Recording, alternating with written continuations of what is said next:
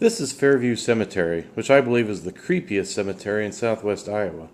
There's just something about the way the tall old headstones lean precariously on the steep hillsides amid the crumbling walls like the crooked teeth in a corpse's skull that unnerves me. Fairview is certainly Council Bluffs' oldest cemetery, and many famous names from the city's history are buried here, like Amelia Bloomer, the famous women's rights advocate who also had a garment named after her.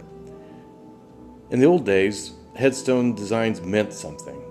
A tree stump-shaped headstone represented a life cut short. This tree stump headstone marks the grave of Thomas Green, a successful shipbuilder in Yorkshire, England, hence the anchor, who established a pork and bacon packing plant in Council Bluffs, where Valley View Park is today. They used ice formed on the nearby Mosquito Creek in packing their product, which they shipped back to England. This headstone design represents order out of chaos. Ben Mark's ranch, gambling casino and brothel, was popular among millionaire gamblers from all over the country. It was built straddling Mills and Potawatomi counties, which enabled patrons to hurry to the opposite county whenever a raid by authorities occurred.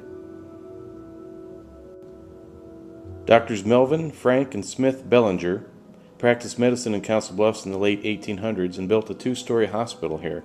Their headstone is an architectural fixture from above the door of that hospital. Other famous folks resting here include Edward Laskowski, who was an immigrant of Polish royalty. It took 20 teams of oxen to pull his massive monument up the hill. Colonel Addison Cochran was a Southern gentleman who fought in the Mexican-American War. He was elected mayor in 1879 and donated land in the city that became Cochran Park. Sam Bayless came from Virginia and purchased property from Mormons who were leaving town for their trek to Utah. He was the owner of the Pacific House Hotel where Abraham Lincoln stayed when he visited the city in 1859. In 1853, Bayless donated a block to the city, which later became the first city park. Horace Everett helped establish the Fairview Cemetery as well as the city library and fought against the use of corporal punishment in schools. Thomas Trainer came to town in 1853 and eventually became the postmaster. The town of Trainer, Iowa is named for him. Francis Guitar first came to the area in 1824 as a 15-year-old agent of the American Fur Company. He later set up posts around the area and opened a general store and a log house built by the Mormons. Henry Otto was the grandson of George Washington's personal physician, Bodo Otto. The Kinsman Monument honors 29-year-old Colonel William Kinsman, who died commanding the 23rd Iowa Volunteer Regiment in the Civil War.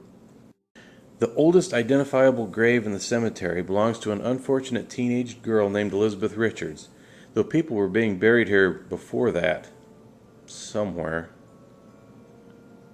More recently, Fairview accepted the mortal remains of Troy Boner and his brother Sean. Both young men were tragic victims of Omaha's Franklin Credit Union scandal in the 1980s and early 1990s.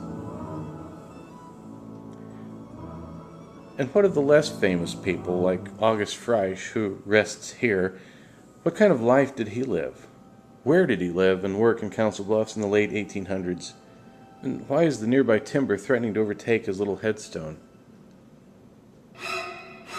While lost in my reveries, I failed at first to notice the strange, creepy zombie girl slowly approaching me from the tombstones.